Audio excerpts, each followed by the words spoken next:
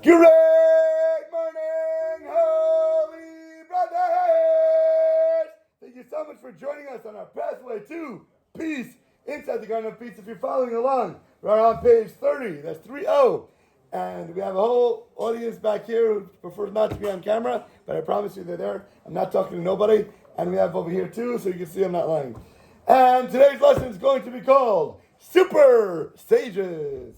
Here we go. Story time again. Once upon a time, the exalted sage and pillar of compassion Shlita began his life as a child, even when he was young, a prodigy of remarkable talent. This guy had a wonderful personality and had a razor sharp super mind. You know, when you look at something and you have a photographic memory, you can go through everything and have no effort in it whatsoever and be able to spit back everything. But when you can utilize that for good or for Torah or for a skill that you can apply, people can have like no limits to what they can accomplish.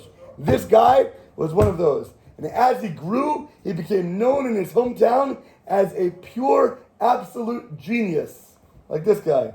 And he was fortunate to marry the daughter of one of the area's leading families, because who would not want their girl to be married to such an intelligent, intellectual guy who can bring in so much and shep nachas from for the rest of your lives?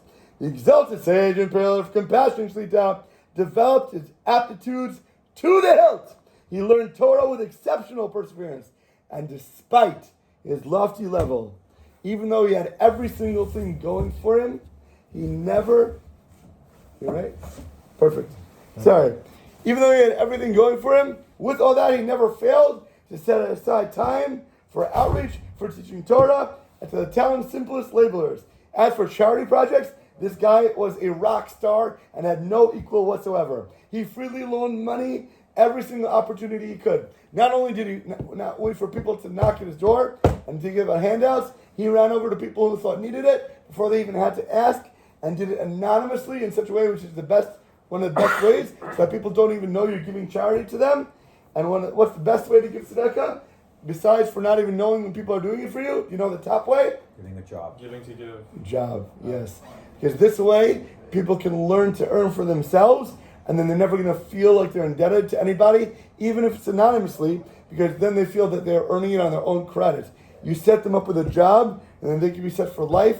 You get the biggest reward and schar that you can possibly imagine, because the person doesn't feel like he has any embarrassment whatsoever, so it doesn't feel like he has any sort of tzedakah that he has to ask for anybody.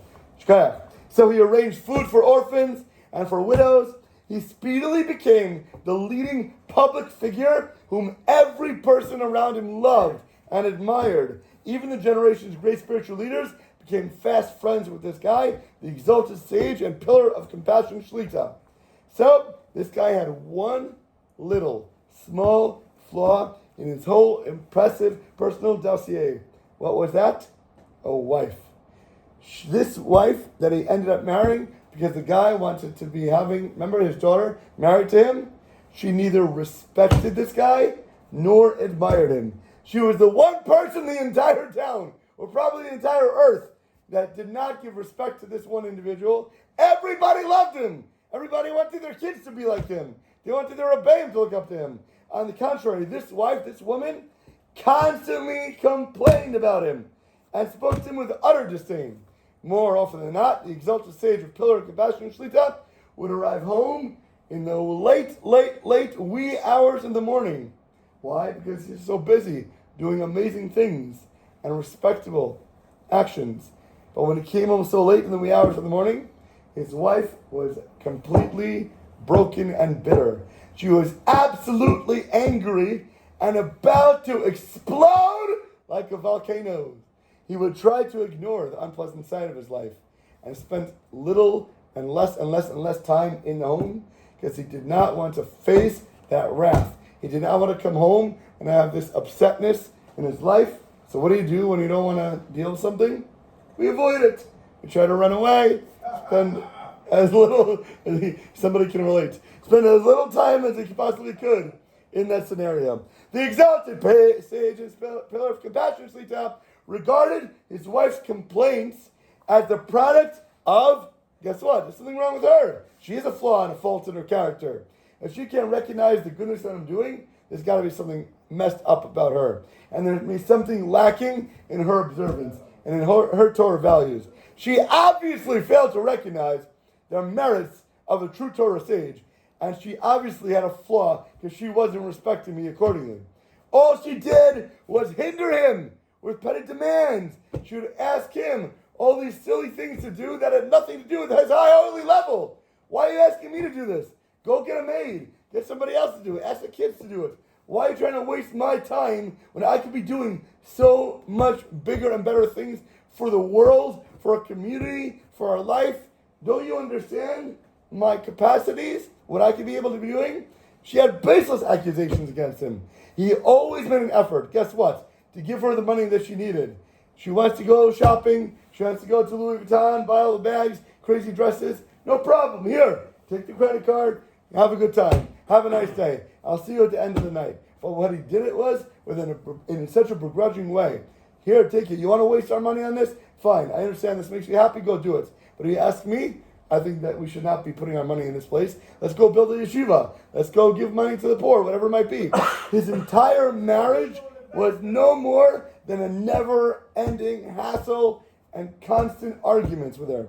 Rather than contend with his wife, he preferred to stay away. Here's the money, here's the credit card. You want flowers for Shabbos? No problem. Whatever you want, we'll get it. Even on Shabbos and on holidays, when guess what? He didn't have to run places to do with the car and go to the business. But even on Shabbos, he would prearrange obligations such as many lectures to give in the shul, or to have specific chavrusas to learn with and to deliver Torah. Rather than rotting in his home, he preferred to devote his time to Torah, to charitable needs, anything he could do just to be outside his home, to be able not to have that fire in his life that consumed him and wore him down and broke him down. He knew what was going to be problematic for him. So just try to do a little less of that in his life and do more mitzvahs and more Torah to the best of his ability. As is the way of the world, the final day of the exalted sage and pillar of compassion also arrived on this earth. The same car with the loudspeaker that drives through the neighborhoods, declaring an emergency, God forbid, or the death of a tzaddik, announced in a mournful tone all over town, the holy ark has fallen captive. Darkness has prevailed over the angels of holiness. The funeral for the minister of the Torah and loving kindness, the exalted sage and pillar of compassion, Shlita, will begin at 2 o'clock this afternoon and proceed towards the grand rabbinical section of Mount Tranquil Cemetery.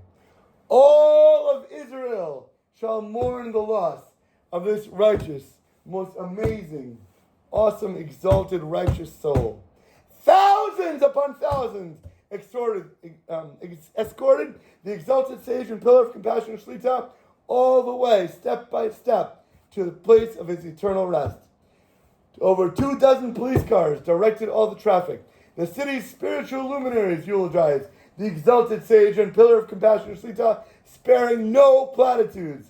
Hours and hours upon end, people would not move from their place to listen to the words of this amazing sage who had passed. Thousands of yeshiva boys in black hats were wailing. The sidewalks were lined with hundreds of sobbing women. Lying in the middle, aware of everything around him, this exalted sage and pillar of compassion, Shlita, was ever so smug and gloriously gratified. Such a funeral will take place only once in a decade. This is like a once-in-a-lifetime experience to see such a great person pass and what kind of audience he has to escort him to his place. When the exalted sage and pillar of compassion, Shlita, left the threshold of the physical world, a platoon of formidable, accusing angels with metal spiked clubs of fire and black striped forest uniforms grabbed him and yanked him this way and that way, not gently, straight into the heavenly court. The exalted sage and pillar of compassion, Shlita, protested. What's with the harsh treatment? Screaming, there must be some mistake. You got the wrong guy. What is going on? He is certain that he would receive the same honor as prestige upstairs as he did down in this physical world. He was in for a rude, rocking awakening. The trial of the exalted sage and compassion Shlita began. Order in the court! The members of the Holy Tribunal perfunctorily reviewed his mitzvahs, obviously unimpressed with all his knowledge, with all his good deeds, with all his acts of charity and kindness to everybody else around him in the world. When they looked down the list and arrived at the underlined, they arrived at the bolded, they arrived at the highlighted subject titled marriage, their countenances changed in a fear-evoking manner. The Chief Justice's wrath grew as he counted the number of times the exalted sage and pillar of compassion Shlita, his wife, had turned to the corner and had cried her eyes out and sobbed uncontrollably. The other judges gasped as they measured the volume and they counted her tears in the flask. The prosecuting attorneys approached the bench with a sonogram photographic evidence of her blood-stained and broken heart that was showing thousands of scars on it, full of loneliness, full of humiliation, full of insults that were hurled at her. They asked the sergeant of arms to dim the lights in the heavenly courtroom, and they projected onto the wide screen a vivid video, documentary, live, 1440 HD, or whatever the highest number goes up to nowadays, showing the wife on the screen sitting alone at her Shabbos table with no one acknowledging the fresh candles that she just lit, the challahs that she spent all the hours to make, that she had baked, and the delicacies that she had spent so much time preparing for this ungrateful individual that wasn't even there and waited for the moment that he could run out after the brachos to escape from that table and not to return until she was sleeping at night. The film showed her starving soul, never a thank you, where were gifts, never nice words. It was a blatant example of the exalted sage and pillar of compassion Shlitas mistaken and misplaced, messed up priorities. The Chief Justice ignored the fictitious titles of honor that everybody gave him here in the deceptive material world and addressed the accused not by the exalted sage and pillar of compassion Shlita, quote unquote, but he declared, Betsy, you bum! Even though you learned so much Torah and performed so many countless charitable deeds, you neither completed your assignment nor attained your tikkun in this world. You had a soul correction to come down here and do, and you missed your mark. The whole reason that you were created and put down in a place in this world was for one specific purpose, and all the good you did completely missed the mark. You did not do what you were here for. What was the point of you being created? What was the point of you living all these years if you weren't here to fulfill your mission in the world? You have been an arch-egotist, concerned only about yourself, with your prestige, your success, how much you can accomplish, how many names could be on buildings that you put up. All of your learning has gone down deep to the dark side, and all your power and all the forces and all you did in this world was sucked away into evilness, into the evil side of the world. Your acts of charity are garbage. They cannot possibly ever atone for the sins that you did. For charity begins where? At home. At home. If there is no charity in your house, every single dollar, every single cent, all the millions that you give to charity outside the home are considered empty and lacking and voided. You should have directed your compassion, first of all, to your wife, for she's literally your own flesh and blood. Ishtal kikufo. You gave to strangers while ignoring her. And this proves that you are not charitable at all. Just a seeker of prestige and wanting other people to love you and other people to give to you. You had patience to listen to strangers' problems to the hours of the night, but you didn't give 2 minutes a day to listen to your wife. when she wanted to complain about work, when she wanted to have you listen to her emotional problems, to her hormones that were raging. You couldn't sit down for a minute, just listen and be the receptacle to hear what your wife had to say. You looked at her like a piece of garbage that was stinking and smelly, like a waste of your time. You delivered ridiculous sermons about your warped notion of what marriage should be to other people. You gave your students advice about marital advice and what they should be and what they should be doing and how are you acting at home. Because of your negligence and because of your negative influence, you too have become a terrible husband as you were and affected all the people around you because your insides were rotting and your insides were lacking. Everything that was done without missing your core foundation in the home is going to be a negative stain not only on you, but on everybody around you. You think you did good? You think you're accomplishing?